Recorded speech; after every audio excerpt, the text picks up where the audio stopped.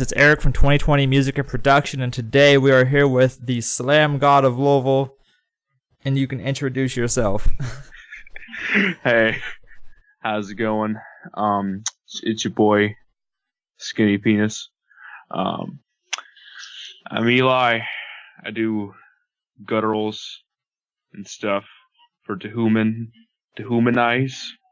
double barrel vasectomy, internal pus leakage, 1,000 other bands I'll probably make up in the coming years. So, I swear. So you have quite a bit of experience in the slam world, and that's kind of unique when it comes to Louisville, because the scene's kind of controlled by metalcore and other cores. Yeah, it's a very, very hardcore scene right now, at least. I think the closest we've had to a slam show was back in the beginning of August. There was he's touring two bands, Crepitation and Parasitic Ejaculation. Their show got dropped last minute, so instead, Anthony Leesgang, the ex-drummer of Off Center, they were like, oh, you should just play this show that we have already set up. We already need a couple more bands. So they played. So it was basically a hardcore show, but it had also some brutal slamming brutality. Show me hammers, That's so. Yeah, it was. So I almost died. It was pretty great. Yeah, I think that's something that we've seen more exposure coming to in Louisville over the past year or so. I'd say is when it's really become more prevalent. Yeah. Well, I think also, like, the term slam has become more relevant, like, the last couple of years because of bands like Wolfadina and, what's another one? Like, well, I guess back in when the Crania was popular, everyone was like, oh, slam! And, that was a big thing. Remember Downtempo? I sure do. Downtempo was, that was a weird time in music. So, what would you say what are some of the unique challenges of being a slam artist in a predominantly core scene? I think the main challenge is actually finding steady musicians. At least, yeah. Like the guitarist I have or had, he already had a lot of other. I'm trying to think of the word. Priorities. He had like his own band, like his own actual full-time band Off Center, and now he's joining No Convictions. And then when you have other projects you try to start, when you're doing it over the internet, when you're doing it just with a collaboration, you have like a drum machine, you send a track to someone else. I think the hardest thing is being patient for them to actually do what they say they're going to do, because there's a lot of time you have like very flaky people that say they will do something, and then as soon as you give them what they need, they say, I can't do this. So as a preface to the people listening, we've worked together before, and we've both experienced this. What exactly happened? I don't even know what really happened. So as a background, we started a band called Ophthalmophagia with a friend of mine and a friend of his. And then I've gone to know Kamal a little bit better over time. But essentially, the guitarist that we had, Hunter, moved to Ohio, which made it very difficult to record because he didn't have his own setup. Yeah. And me being visually impaired, driving to Ohio isn't something that's going to happen. Yeah. So it was trying to get him to record, and then he had his own responsibilities, and so writing those tracks was a lot more than he expected, because the drum tracks you sent were brutal. And writing guitar to that was a lot more difficult than I think he anticipated than I even anticipated from the get-go. Yeah. That does clear it up better for me. I didn't actually know that. I was wondering what was happening to that project. Yeah, it just kind of fell off the map. It just became impossible to record because once we had the drums done, the next logical step was guitar, and without a guitar player, you can't really jump to the next step. And the thing is, like, finding a good guitarist, at least from here, that would want to do it. Like, I found one, Anthony Leesking. I had him for like 2 years. We worked for 2 years. Originally, he was the one that wrote the drum programming because he had his own studio. That's why it was so simple to do. He had his own setup. Yeah. And I didn't. I have one now, but I still can't like record guitars here. What do you what setup do you have now?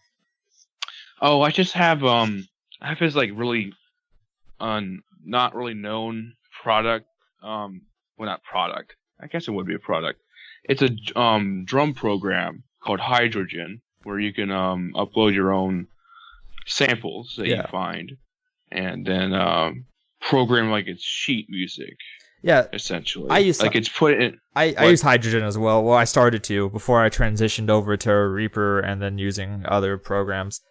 I started with it because it was open source and I'm a heavy Linux user, so finding music programs that work in Linux doesn't exactly work too well. Yeah. So I use that. I have like 3 crashes, 2 Chinas, a ride, a snare. I change out snares every now and then because of different projects. Like, oh, shut up, BB. Echinocaucasus is a death grind band that I started, and we used a different snare tone for that. That should be coming out sometime soon. We've also been going through guitars for that project a lot too. But usually I keep it like with the piccolo snare, the really obnoxious tone. But sometimes I'll have it like a lower pitch or a higher pitch just to, change things out, make everything not sound exactly the same. Yeah. I also have a Focusrite Solo with I forgot what the mic type was, but I still have no idea how to work it. Oh, well, I can help you with that. Send me some, because I use for my portal. I have 2 interfaces that I use, and the one I use to do interviews like this is I use my Focusrite 2i2, and then I use an MXL 550. My interface I'm about to start using, I have a Fire Studio PreSonus, and this thing's amazing. It's just my computer just doesn't have the I/O, so it's just super awful just to look at this beautiful interface and not be able to touch it. Yeah. But besides that, that's what my setup is right now. It's pretty small. Yeah. So, on to Dehumanize specifically. You guys just released a record. You want to talk about that a little bit? Oh, that record was kind of weird. Yeah.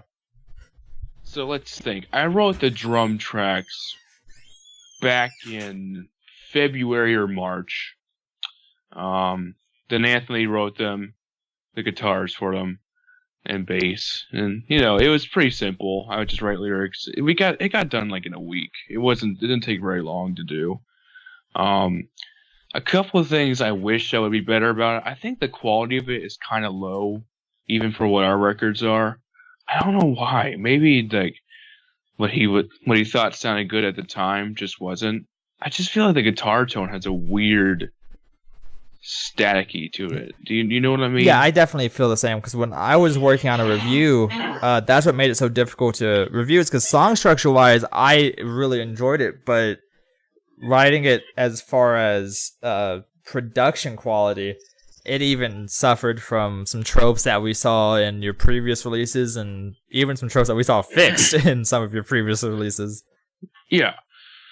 Like, I think my vocals aren't really that good. I mean, a lot of people tell me otherwise, but when I hear it, I just don't like it that much. Like, I think my inhales, yeah, I do inhale some, is kind of meh. And the thing is, I could have done more takes on that one, had a better take with the exhales. Like, there's a section on the 3rd track, Pecking Apart the Carrion, that, like, I straight up sound like a hardcore vocalist straight up sound like a hardcore vocalist, and it's just like, what am I doing? What am I doing here? I mean, you could chalk it up to like being, creative, having something different than just a typical. Yeah, I definitely think I appreciated the one plus that I saw was a little bit of diversity in your vocal range compared to other tracks, and I think that was a needed change. Yeah. I also feel the same way about like most slam bands. I mean, I really like a lot of slam, but they usually just keep it in the singular guttural tone. They don't really branch out all that much. Yeah, I think. What? I was gonna say. Keep going. I think that you guys could really benefit from, an actual producer as far as mastering goes. Because I think that would accomplish a lot of the things that you're trying to achieve with the staticky tones being fixed. You could. Yeah. There is a guy that I know that I didn't realize he was selling masterings until like recently. Have you ever heard of a person, a Nico Apostolakis? No. No? Okay. Have you ever heard of Until We Die? I have. He is that band. Oh, okay. He's been like, hey, you want me to master some of your tracks? And by the point, he was like talking about like the album, like wanting to remaster the album for when it was like on physical copy, and I was like, it's already out, Nico. It's already out. You're kind of late to the party there, Nico. But yeah, he has some really good tones when it comes to guitar. I think his drum is a little weak, but that's how I feel about like all drum programs, even though I am using a drum program. Yeah, because I can't really, I can't find a drummer. It's like, when it comes to this specific style, drumming is the most important aspect of it. Like, it's such takes such insane amount of talent to be able to do it. Like with the visceral intensity of it, of being able to blast beat consistently, but also be able to do like those slow, chucky sections. Yeah, I definitely think the biggest issue I would see wouldn't even be the finding a drummer that's talented enough. It's finding a drummer in Louisville that isn't already in another project. That is also true. I would say that would be the biggest issue. Because even if you look at the core scenes, you just see bands trading members. Yeah. Most of the time, I don't even know a drummer that wants to do a specific style, though. Yeah. Like, it's such a...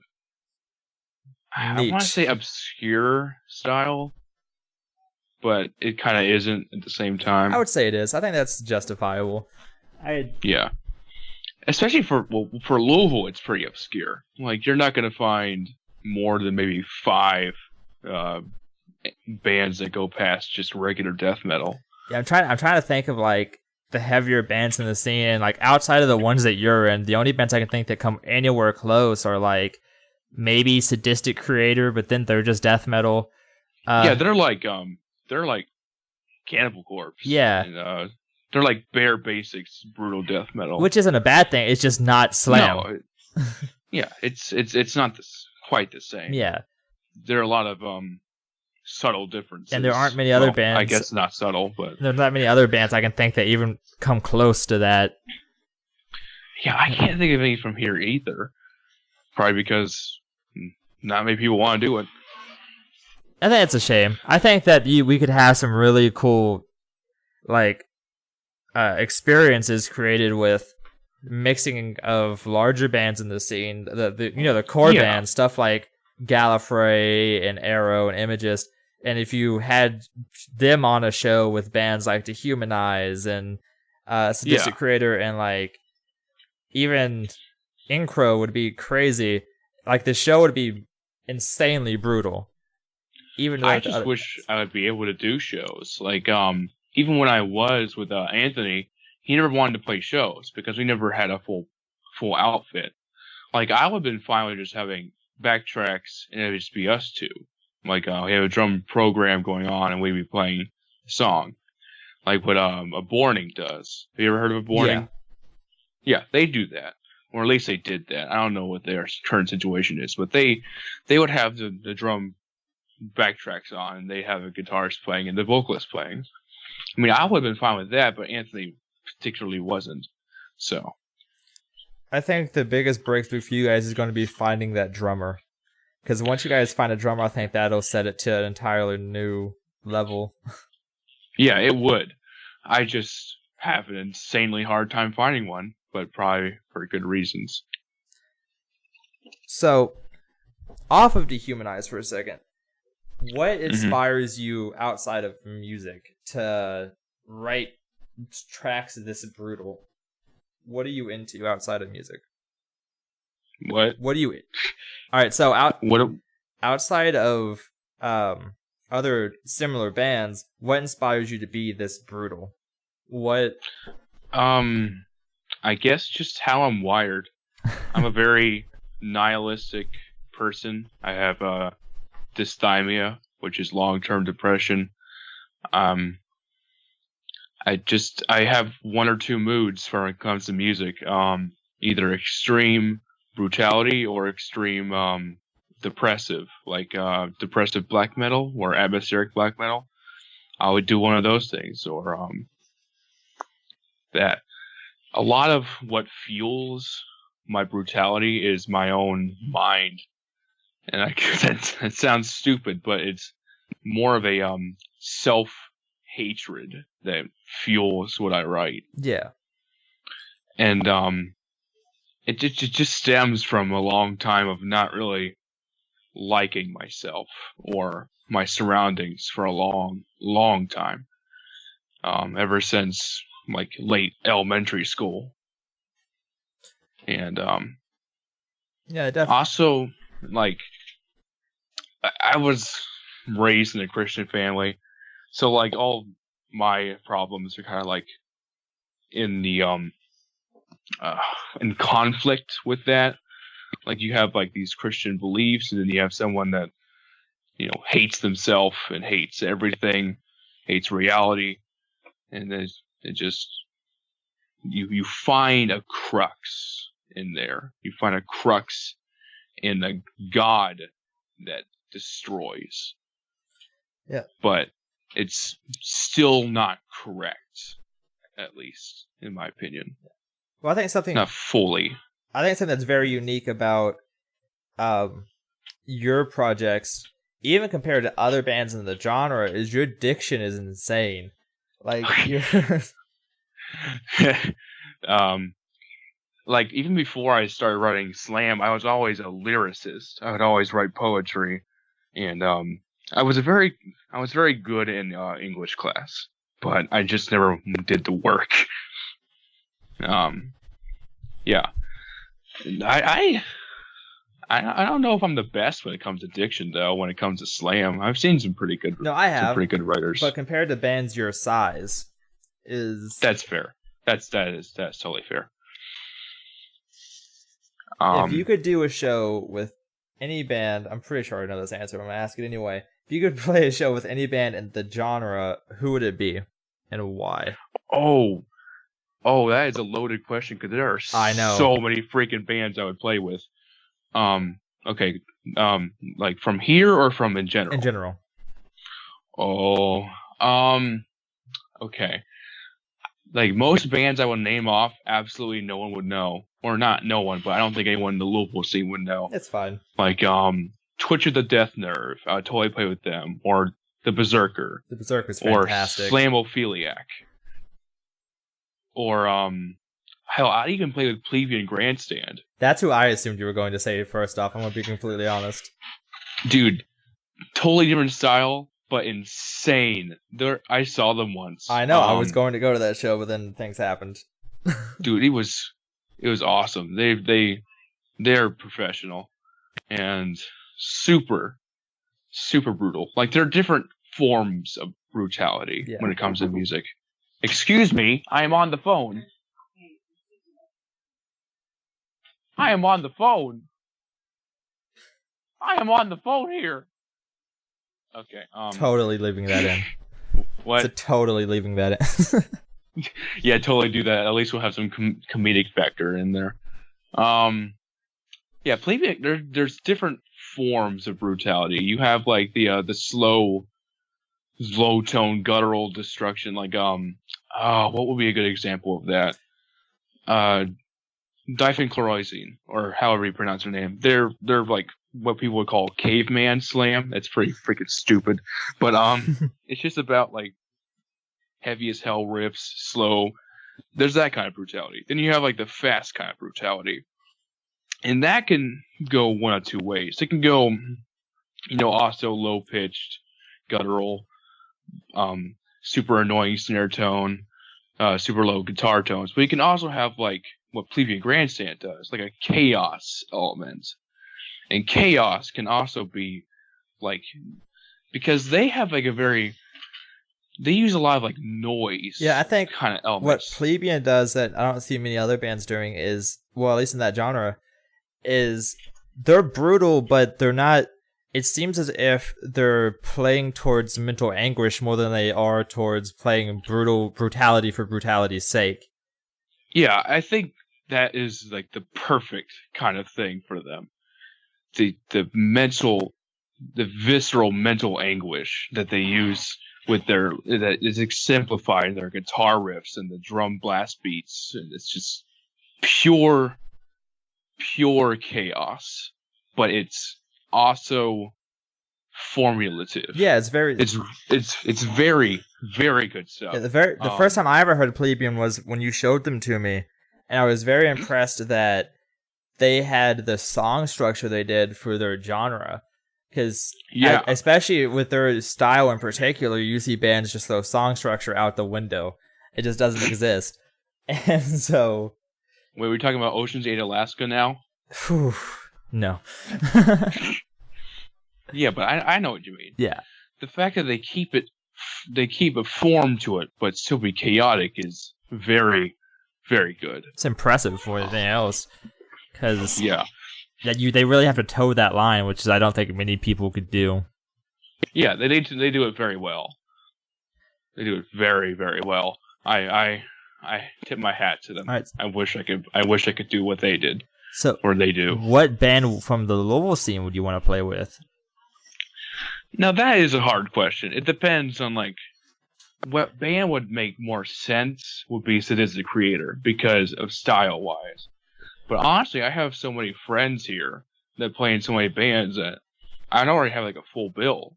I'd have like, You Won't Feel a Thing, you have Arrow, you have In Fear's End, who else?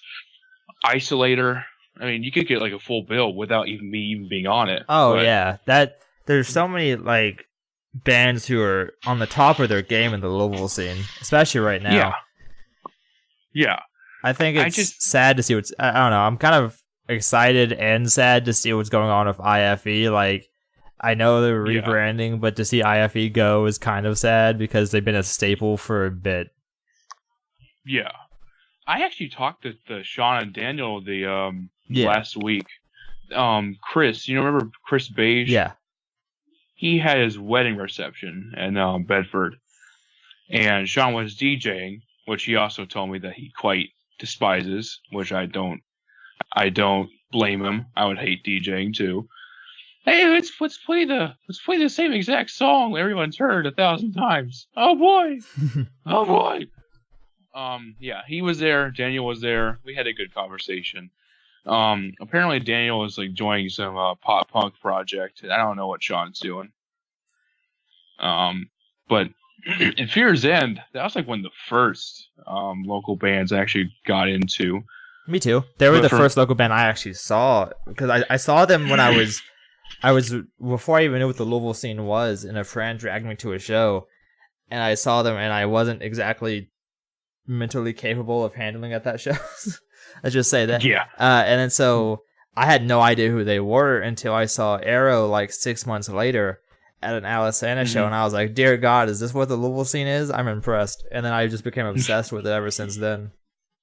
Dude, that's dope. I actually been to like a couple local shows before I saw them, but they weren't really anything. Well, actually, no, they were something. I went to like a house show in like 2013. He was Another Mistake and Deathbed back in 2000. But I think that's like the first local show I went to. But sometime after that, I don't remember how long it had been. Maybe like 2 years, maybe like 2015, maybe earlier. I don't remember. I saw in Fear Zen. I think weren't they playing with Arrow? They probably were. More than likely, they've played with Arrow a few times.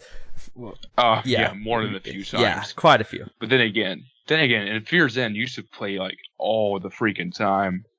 That's why they had the following. They had 1,000 likes on Facebook before they released a song. These guys are their touring life is crazy. These guys play all the time. It's like the antithesis of my band. I know. I'm just now like past 1,000. Well, actually, it's more like 1,250 now. That's impressive by itself. Congratulations to me. Get the champagne bottles, boys. It's time to get crunk. That actually is really impressive for your genre, though, especially. Oh yeah, there are a lot of like lo-fi slam bands and never get anywhere.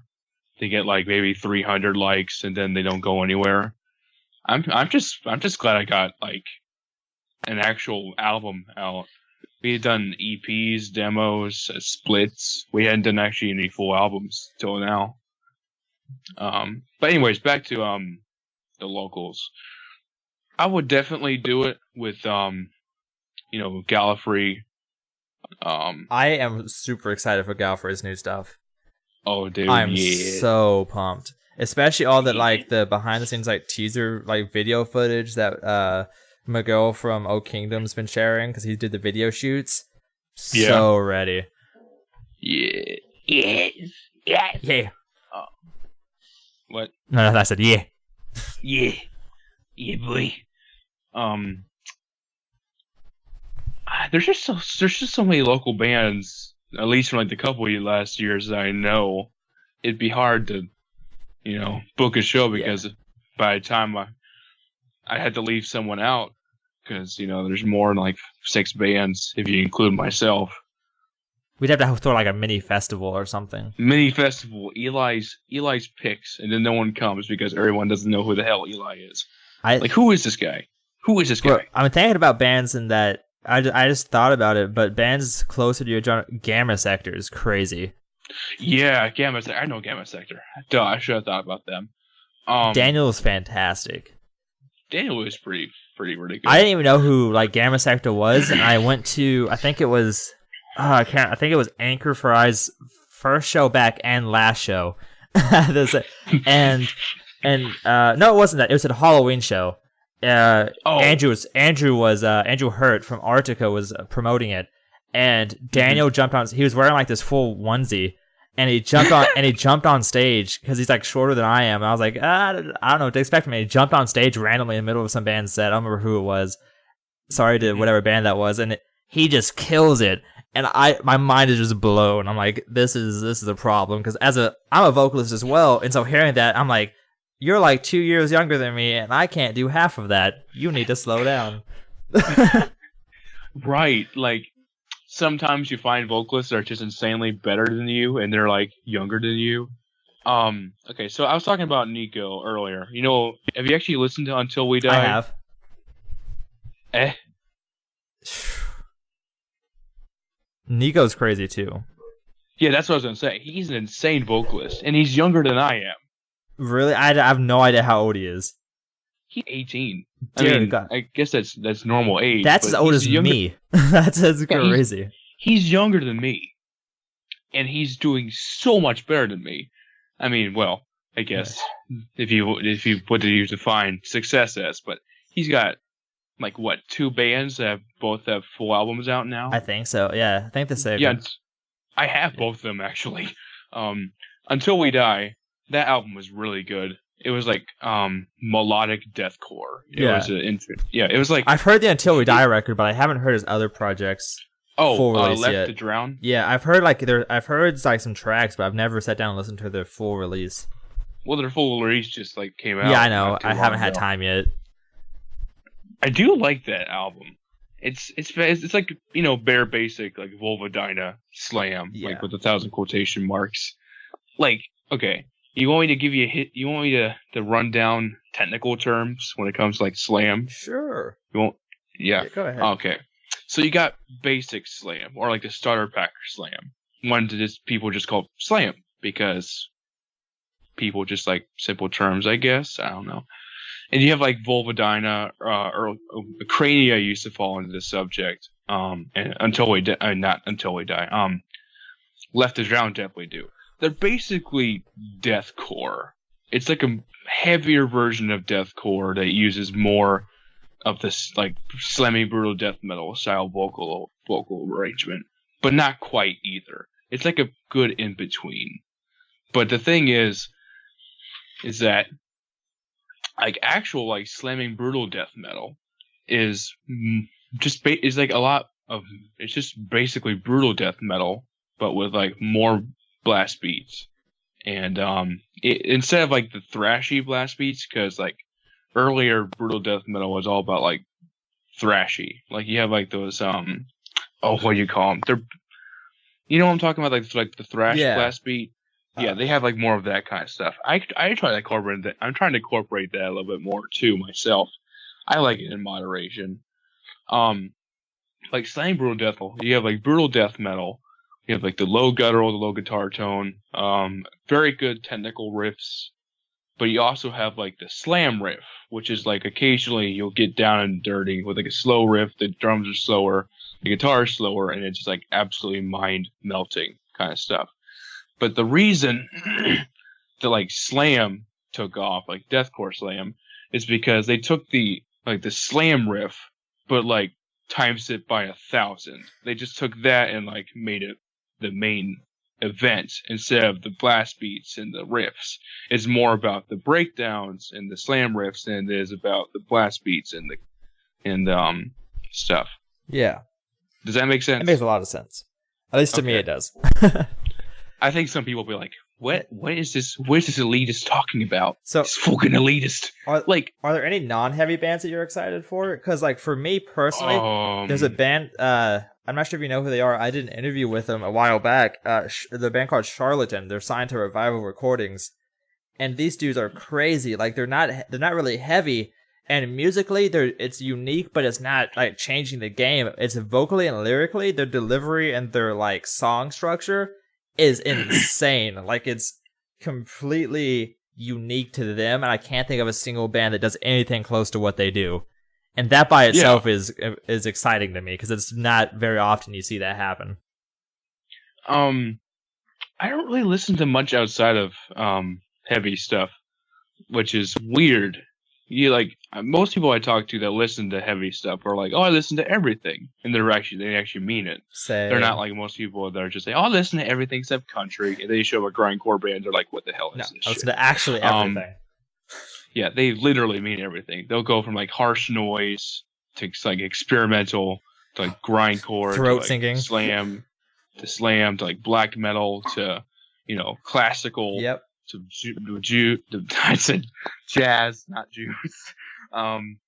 Blues, rock and roll, alternative, hard rock, just everything. R&B, everything. They'll actually do everything. But the thing is, I'm just in my circle. I'm like in my close knit circle, and I just don't really feel that much of other stuff. At least not for the most part. I can get into some classical. I used to be in a choir for years, and that was all we did mostly until they decided to, hey, let's do this this popular pop song, and then I wanted to shoot myself. Because everyone's like, hey, actual voice. Not really. Get out of here. Next dehumanize track prepared. Ready to go. Yeah, that's totally how the album's gonna start out. It's just gonna be called the placebo effect. It's gonna be great. The placebo. It's a gazebo. Have you seen it? I have not seen it yet. I really need to. Yeah, you need to see it. Have you seen Mother?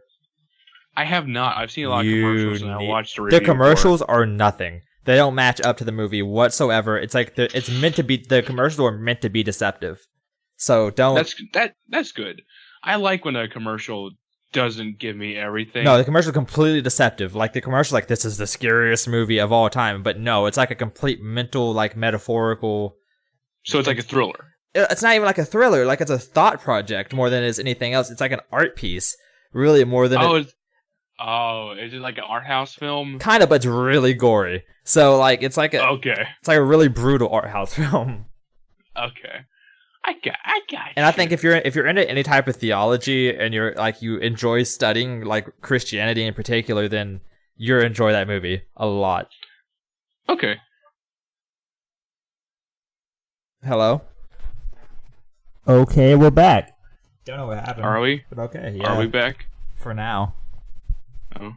That was weird. It was. Yeah, I don't even know how I tried to call you back, but every time I was like, nah, you ain't calling back. All right. Today. So we left off talking about Mother. Oh, yeah. I watch a lot of films. Most of them are kind of obscure, though. Not like a lot of obscure, but a little bit. Like, have you ever heard of 1 Hour Photo? I have not. It's a Robin Williams film where he's not the good guy. Oh. Alright. Same with Insomnia. I've seen Insomnia. Yeah. He's not the good guy in that movie. Yeah. At all. Though 1 Hour Photo is quite different than that film. Speaking about Mother, have you seen Rosemary's Baby? No, I have not seen that one. Oh, well, I was just gonna say because it's what that movie is most comparable to. Insomnia? No, Mother. Oh, okay. I was gonna say, how is that like Insomnia? No, completely different. I don't even know what to compare Insomnia to. Me it's either. like a detective film, but there's a lot of differences, like the fact he can't sleep, and him trying to work with the bad guy. That was a pretty interesting twist. It was but he still kills him in the end. So whatever. Have you seen the Death Note Netflix movie? Oh, everyone hates that movie. I don't know. I saw like some promise. Like there's definitely like there's little like parts of it that I'm like that could be interesting if it was done well. If it was done well. If I think the biggest issue with that movie is that Light was so miscast. Light in the anime, the manga, and the Japanese movie is like supposed to be this super comic collected character. As soon as it sees Ryu, completely flips his shit. Yeah. The thing is, I don't really watch a whole lot of anime. I used to. That's like I used to watch way too much, but recently I've slowed down a lot. I kind of supplemented that with music. Like I didn't really watch Dragon Ball Z, probably because it drags its feet. It's always postponing things and taking forever. I mean, I just rather watch the abridged series of it. But that's on hiatus now. For now, because they have other projects. Well, no, copyright issues as well. Oh yeah, but that's always going to be an issue. That's a bigger issue now. That's kind of the main reason they're copyrighting. It's kind of interesting to see that Team 4 Star is doing an official dub, though. I think that is awesome. Yeah, that. I think. Wait a minute. They were in some Dragon Ball thing. They were in a Dragon Ball Z game. And Xenoverse? Yeah, they're in Xenoverse 2. It's Xenoverse and Xenoverse 2. You can pick... They were also in Resurrection F. Yeah. Yeah, that's right. Okay. Because I was watching their top 4 films, Dragon Ball films. Yeah. And they were mentioning that they were in Resurrection F. So it wasn't like... just cameo. Yeah. Just like in Xenoverse 2, they're like optional voices. The only like actual anime that I've watched all the way through, probably because it's not a very long one, is Hellsing Ultimate. Really? It's a good anime. It's not usually what you hear when you hear that people have only watched one anime all the way through. Well, that's because it's not a very long anime to begin with. It's only 10 episodes. Yeah, it's not. But they're like not short episodes. They're not like, Dragon Ball Z short. They're not like 23 minutes. something you just put on like television. It's like, well, it's not like something that's meant to like be a half hour with commercials. It's meant to be like an hour with commercials, except for the last one, which is over an hour. But I just really got into that one. I don't know why. Well, actually, I do know why, but I just like the characters better. Yeah, and it was also gory as hell. Yeah, but I don't know. My issue with Dragon Ball is that I grew up with it, so it's kind of been ingrained since. Oh yeah, that's a fair point. I didn't grow up with Dragon Ball. My brother did, but I didn't. I grew up with just the normal cartoons. I grew up going to dollar store and buying like all the VHS tapes as soon as they came out. just racking up on VHS tapes and hoping for the best. Virginia. So they killed my parents. They killed my parents. Carrot cake. If you killed my parents. If you could play at any venue, what would it be? Venue? Yeah.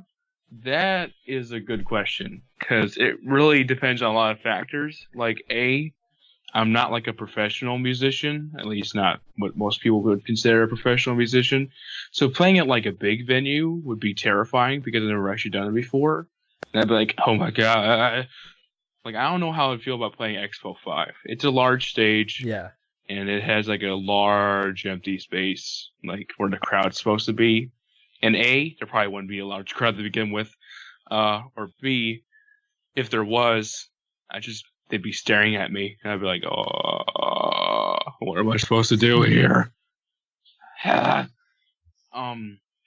played Spinelli's before. Back in the early days of Dehumanize, when I would just go on with a Guitar Hero console. Yeah. Be like, I'm a musician. I'm a musician. And I would just do that. Yeah, that was weird. But people got into it. It was weird. But that was a fun video. I like Spinelli's. Spinelli's is really cool. I like Eagles Underground in Bedford. I haven't been there. The only place I've been to in Bedford was some weird house show where I got to paint the walls. Didn't make any sense. Like this music hall. I forgot what it was called. Maybe it was the Eagle. I don't know. Eagle's a basement show, so. Okay, yeah, no, then it definitely wasn't. But the Eagle, is it cool? It's a dank? It's fantastic. It's super like it's small but like comfy at the same time. Like it's perfect for like heavier shows. What? But now that Steven is not booking anymore, it's going to be an issue. See, I didn't really know all the people that booked shows. I only know like the two people I only knew would book shows. There was Chris, who would always book these weird ass shows, probably because he let me book. Yeah, I booked like maybe 4 shows at the max, and all of them had a baited Massive Flesh, usually. That's another band I'd probably play with. It's baited Massive Flesh. I completely forgot about them. They're super fun, fantastic, dude. What? They're fantastic. I completely forgot about them, honestly, when I was thinking about it. Yeah, I should have thought about that first too, because they're like some good friends of mine. I actually just sent Matthew a T-shirt and a CD, the last copy I had of our new album. He's gonna be repping that shirt, boy. Also, I have shirts. Oh, they're $8. Plug. The link will be in the show notes. It'll be on the page. In our arthroidia.bigcartel.com. We also have the Rotting Phallus demos. I don't even know why I have those there. Because why not? That's a fair point. Why not? What was I talking about? Oh no, A Baited Massive Flesh. Yeah. They just released a new album. Did they? Yeah, they released Eternal Harvest. What do you think of it? That's definitely in the slam deathcore category. But A Baited Massive Flesh is kind of a weird band. You'll have albums where it's the whole band performing, like on Eternal Harvest or The Omen King. But then you'll have albums where it's just Zach and Matthew, like on Lacerated. Or, what was the one that came out last year? You had the Autopsy. I know which one you're talking about. I just don't know the name of it. It was 3 words. It was a Baited Massive Flesh record. Okay. Abhorrent Postmortal Vicinity. Oh yeah.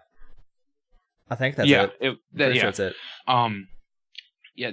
And then there'll be like actual slamming brutal death metal. They're a weird band. They really They'll are. have albums where it'll just be straight up SBDM, which is called that, or they'll have albums with the full band and it'll be just deathcore.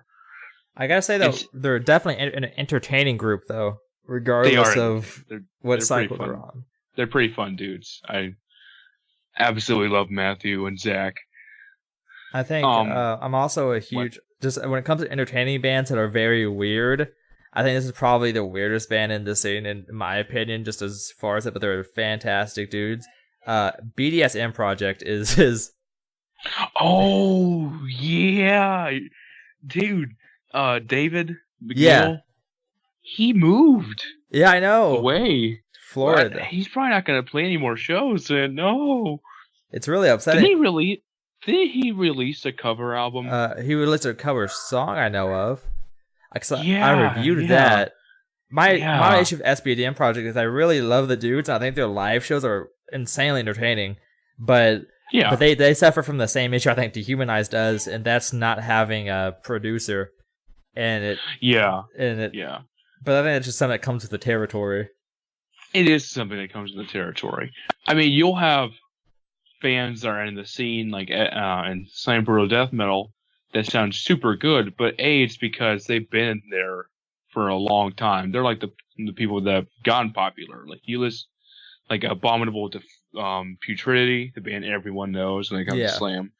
And you have Cranium. You have band that Devourment. But there's a couple things to factor into that. Did you hear about the Infant Annihilator drama with Spotify? Yeah, with Spotify. Yeah, what do you think of that? Yeah, Spotify.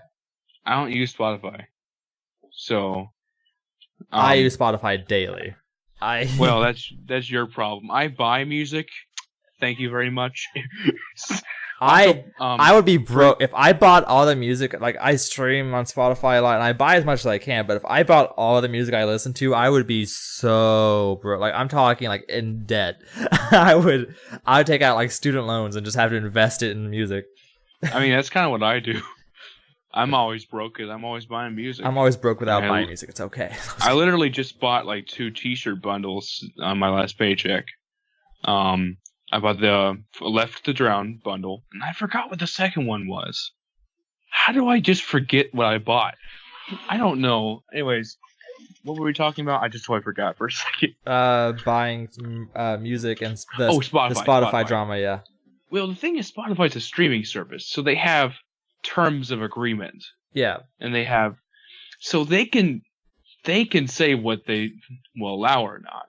No, I know, but the issue and the controversy, in my opinion, that I see is removing Infant Annihilator, but keeping bands who are arguably more brutal and aggressive on their service.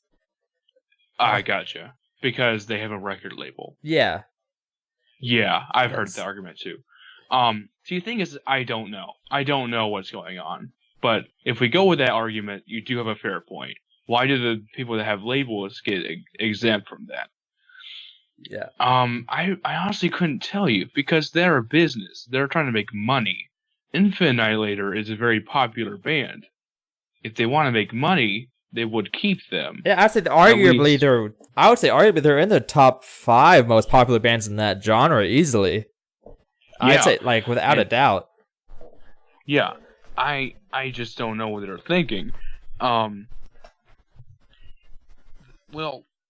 the thing is, I never really got into Spotify to begin with, because when you look at how little they pay the musicians, it's not very much. What I would rather do is actually pay the musicians for, like, if they have their own things to sell, I would buy it from them, directly from them. But if that's not possible, then buy it from the label. The thing is, like, with Spotify, they pay, like, less than a cent per each playthrough.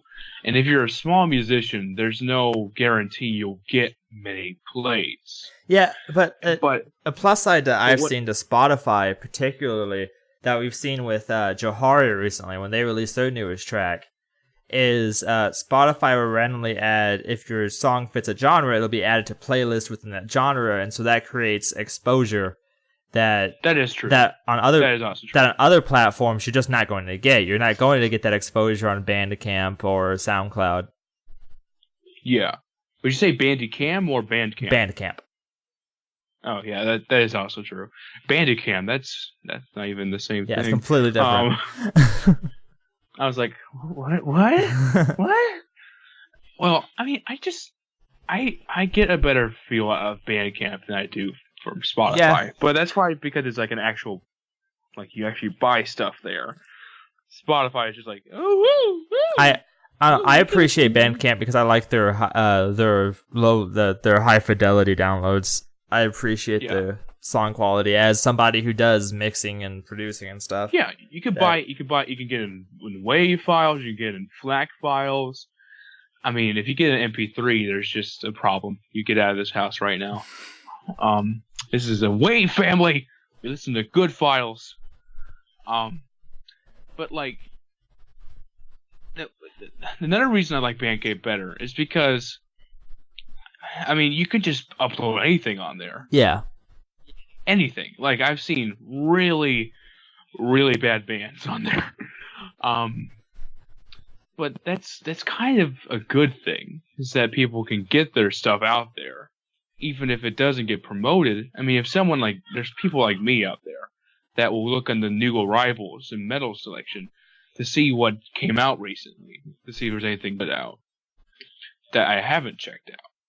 And I guess it's more of just like stubbornness of why I don't get into Spotify. I mean, I get it, it's free and all that, and that's kind of what people want. People want free music. I highly recommend the premium, though. It's just it's worth it. That's also fair. Premium's so worth it. That's fair. I think most people probably do premium, so I guess the free argument's kind of out. But I mean, how much is premium? It's like $10 a month. You pay $10 a month for unlimited music. Yeah.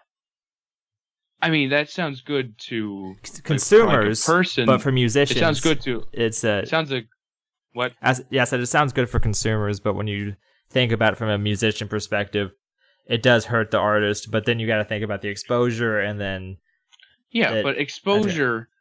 I mean, here's the thing: if you're doing exposure, how many of those people that are on Spotify are actually going to buy the album? Yeah, you're right. I don't think many of them are going to. They're probably just going to stay on Spotify and be like, oh, I like that band. Add them, and then maybe give them an extra 10 cents by how many listens they get through. See, I guess really there's no really good alternative. I mean, you can always get into things where just promote yourself really well, spend money on Facebook boosting, which is weird. I hate the fact you have to pay Facebook to boost stuff. And you have really good promotion, get a label, stuff like that. It's just that when you're trying to do it alone, just trying to do it by yourself, get yourself out there by yourself, it's really difficult. Oh yeah. You see all those stories about people that made it without the label and they succeeded. That's 1 in a million. Well, I think that's actually a really perfect segue about bands who are doing it their own way without a label. So I think that we've talked about all these other bands from Louisville, so it's kind of impossible to skip this one. And then we have to talk about Johari when it comes to Louisville, because they're the Louisville band, pretty much. I mean, them and O Kingdom, and O Kingdom's not anymore, so at least not active currently. So, and Johari's releasing new music now. But Johari has a really interesting platform, which is why I think they're worth discussing, because Johari's income isn't just music. Their vocalist has a YouTube channel with hundreds of thousands of subscribers and does gaming. Oh, the gaming channel? Yeah, Blue Drake 42. Yeah, I remember that. Yeah, and he runs the servers, and he has all this other content, which I think is fantastic for a band perspective, but I definitely think that they're an exception. They're very much doing it their own way by choice. I think if they wanted to be signed, they probably could be by now. That is true. like, do you watch Sound Spectrum's yes, Spectrum Sound Pulse. Spectrum Pulse Sound Studios. Oh no, all right, you mean Spectre? Yeah, I know what you're talking about. There's 2 channels I'm thinking about, but I'm talking. Yeah, I know the guy with the long hair that does some music stuff. Yeah, Glenn. Yep. He did a interesting video on about, do you need a record label? And ultimately he said no. And the reasons he said that were actually good reasons. Labels aren't there to make the bands money. They're there to make their own money. Yeah. They're there to take bands, to take their image, and then make their own profit from it. From their label, from their albums, from their shirts, from their, merchandise. They're there to make money off of them. So basically, to go indie, I guess would be the term, to go by yourself, to do it individually, is to like keep yourself from having to pay, or not pay, but have to get your leached off of other labels. It is pay, because when a record label is having you produce a record, they're giving you essentially a loan to produce that record, and then you have to pay back that loan with your record sales, and then you can start making profit off of it. So that is true. That is also true. I did an interview with a band called Old Flames Bright Lights from Ohio, and we had a very interesting conversation about this, because they're a band who ultimately said that they would prefer to stay unsigned because they want to follow the path of bands like Hawthorne Heights. Of course, they started signed, but now they're independent and doing their own thing and making a living off of it. Well, I was going to get into financial issues when it comes to being independent. The thing is, everything with music costs money, which is why it's ultimately a disservice when the consumer just wants it for free. And, I mean, Spotify isn't free, but they're not giving much either. They're giving basically like the bare minimum when it comes to how many plays are being done. And the thing is, like, you gotta spend, I don't know how much it costs to do a studio if you actually are gonna do it professionally. Yeah, to record professionally. All right, let's just say it could be in the thousands. Yeah, let's just say there's a band. I can't really release this publicly, but there's to say an idea for an EP is like $3,500 professionally, and that's with the guest spot. It's a lot of money, but that's the thing. It's a craft. Yeah, it's an art. Producing isn't something you can just shit out. I mean, you listen to like my production quality, and then you listen to like something from like Joey Sturgis. There's an obvious difference besides styles. It's an obviously. It takes a long time to master the craft of producing, of mixing, of mastering, and that's why it costs so much. It takes a long time. It's not something you can do in a day. It takes days to record guitar parts, to record drum parts, to record bass parts, vocals, keyboards if you're doing that. And then it also takes a long, long ass time to put them all together. In multiple mixes, and you gotta have multiple, and then your mastering cycle takes another extensive amount of time and more cost. The entire process is rather expensive and time consuming, which is why it's a labor of love and why it needs to be respected. Yeah. And then, how much it costs to print off merch, to even get a merch, graphic. The one for my shirt, I think was $100. No, I think it was like 50. It wasn't expensive, but it's like single color. It's one color. Yeah. It's hand drawn. It's one color. It's relatively cheap, and the artwork, for the album, that's another thing. The album artwork was actually relatively cheap for how well it is. It was only like $90. Yeah, and it was like super detailed, a lot of color scheme to it, and it looks fantastic. And it was only $90.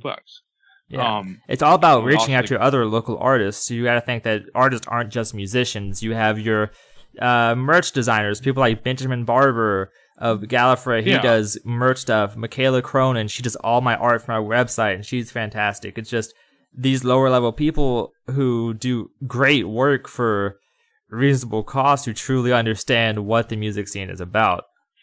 instead of you don't have. By the way, for anyone listening who wants to do some slam, I know some connections. Hit up your boy. I can tell you who can do really good logos, who can do really good artwork. There's just a lot of good artists out there for slam, because slam has a particular image to it. It wants like the goriest, the most detailed, the most gruesome, and that takes a lot of skill to be able to do it really well. But anyways, back to, and then it costs money to like actually print off CDs. Yeah. If you're actually doing CDs. I think CDs is kind it's not even the cost anymore. Like, take Arrow, for example. When they released their self-titled EP, they paid money. They had these physicals printed off, and when they had them dropped off at their house, somebody stole them off their front porch. Oh, damn. And there goes. That's another thing. Like, you hear bands being stolen from, like, a lot. Yeah. Like, it's insane how often touring bands get stolen from. Like, you are always seeing a new post about van being broken into, van being stolen. Yeah, it's just insane. People are just like, hey, that's some stuff that costs a couple $100. Let's just sell it. Let's sell it. Hey. Well, I think you don't. What? Oh no, then continue. Finish your point. No. What were we saying? Oh no, I was just gonna say that it's not that's really plugging the music genre, because these musicians who are getting stolen from aren't exactly like the biggest musicians. These aren't like this isn't Bring Me the Horizon being stolen from. These are picturesque and these bands who are just now starting and who are touring actively, who don't have the budget to replace these items easily. Yeah, when you see all this stuff happening, it's pretty discouraging. It's like should we go out and tour? There's always a possibility that someone will break in, take our van, take our gear, and even then, touring also costs a lot of money. You gotta go across states, across cities, across maybe even the country, and then there's the possibility that you might not even get much money out of it to begin with, and that you might not even sell any merch. Like what was I thinking of? When Crepitation and Parasitic Ejaculation played here, I don't know if anyone picked up any of their merch, but it's always probably because of what was on it. Yeah. Crepitation literally had a shirt that was like a space penis. It was literally just like a dick in space. I'd buy it. I was like, what the hell? I was like, what in the... What? I mean, it's just silly. It's just kind of silly. Yeah. I could do something silly when it comes to shirts, but not like a dick in space. I can't do that. I think that would be a good online merch piece. I think it would be entertaining to have on your like online store, but I think taking that out to shows is probably not the best option. Yeah, if you're. It reminds me of the Rotting Phallus shirt that came out. I don't know if you know them, but they had a shirt that was like blue and it had a yellow rubber duck on it, and it said Rotting Phallus, and I was like, why? Why do we have this? Why is there a duck? All right. Well, this is pretty much all I have. Is there anything that you want to plug before we get off here? Oh, we didn't finish the conversation. Oh, sorry. I didn't know you had anything else to say. Continue. Oh no, I still have much to say about it. Yeah, go ahead. It was mostly like wrapping it up. Yeah, go ahead. Like getting it done, like an album out, merch out, costs thousands of dollars if you do it professionally. And the thing is, most of us kind of skimp on that. At least when it comes to like lo-fi bands, because we're lo-fi. We don't have a lot of money. We're just doing this because we want to, and we don't really expect much out of it. But for bands that do expect to get something out of it, you're gonna have to put it in a lot to get something out of it. But the thing is that when it comes to the particular style that I do, I don't think you can really get that much out of it to begin with, because it's such an obscure style. Financially, at least. Yeah. Most people I know that are in the scene will buy music. They will buy a CD, maybe a vinyl, maybe a t-shirt. Also, people still make vinyls. It's kind of hilarious. And tapes. I've seen tapes. Yeah, tapes are a thing. I don't know what. It's like, what, do I have a car from the 90s? Do I have a tape player? Is that it? How'd you know? But it's like when you want something to sound really good, but the style isn't something that's particularly publicly appreciated, it's not going to receive much. It makes that cost a lot harder to take. Like, the one thing about Johari, they're a really good band, but they're also publicly appropriate. There's something a very large margin of people can get behind. There's much more progressive, genty metalcore style fan base than there is one for, slamming brutal death metal, or even for whatever Plebeian Grandstand is. There's just not that big of a fan base for such an obscure style, but there is for Johari, and that's why they can make it work. Besides the fact that they also have a gaming channel behind it as well, they can make it work because they have a lot of connections, and they also have a good fan base. And they've been doing it forever. And that is also true. Persistence is also another thing to have. Persistence, I think, is a huge key to the success that Dehumanize has had. I think that's what I think it is too. I think it's the only reason that we have anything above 500 likes. I also think it's because of the style change. There has been a definite style change. You look at the original demo that also was used for a 9-way split, and our EP that came out in 2016, that was basically the slamming deathcore. That was deathcore. And because Anthony, that was more of a style. He was more into that kind of stuff, and that's why he wrote it that way. But then when I decided I was going to write the drum parts, back when we did the Epoch of Somatic of Devastation split, listen to that one? Yeah. Yeah. Then there was a definite shift. It was more towards brutal death metal than it was towards deathcore. And that's what I always intended it to be. I always intended it to be more brutal death metal, but it wasn't in my hands. Because when I put it in his hands, I was saying, you can write it. So he wrote it, and it turned out how it did.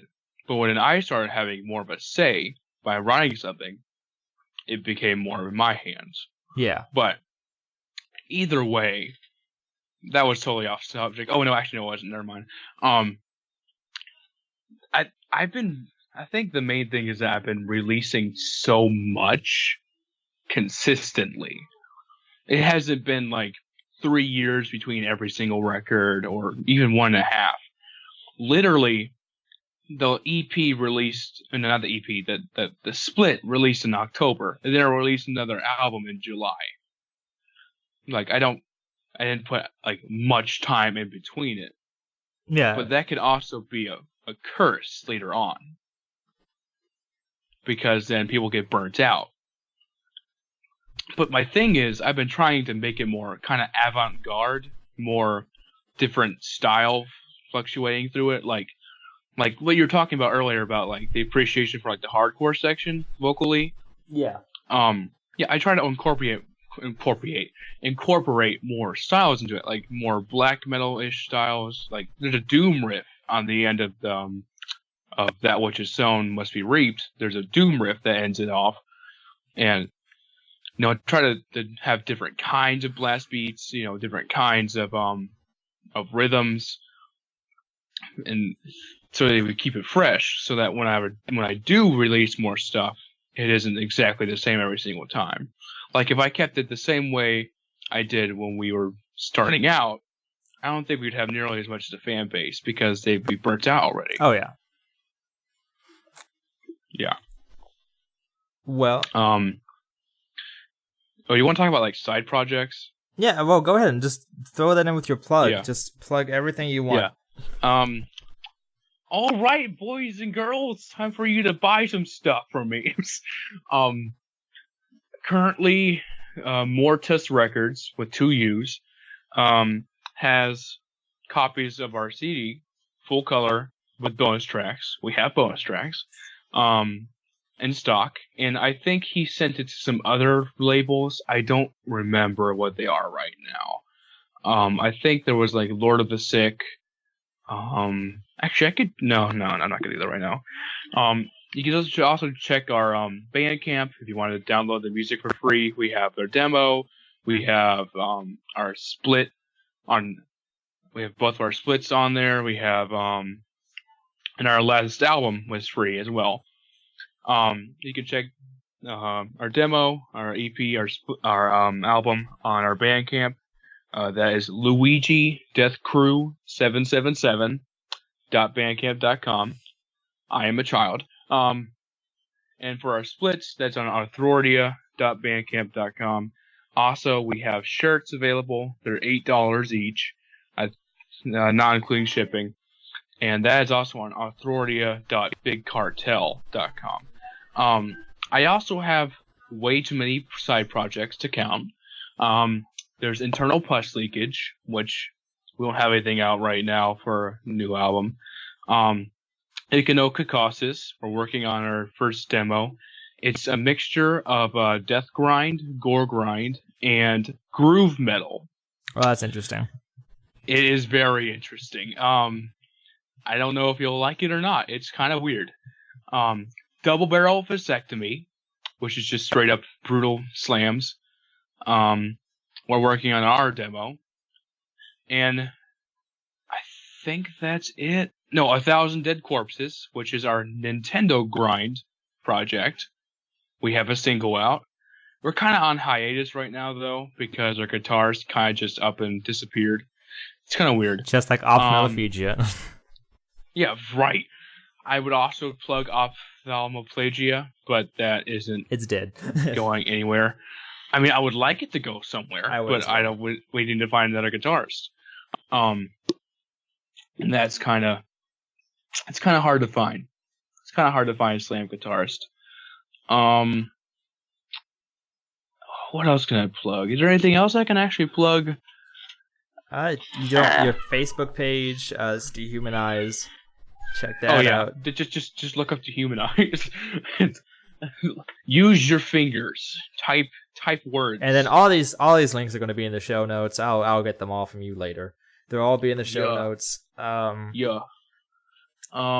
Support your local scene. Support underground artists. Buy music, please. We're poor. We're broke. We're all broke. Every last one of us is broke. I think that's it. I think that's about it. Well, thanks for coming on for an interview. And until next time, peace. Yeah.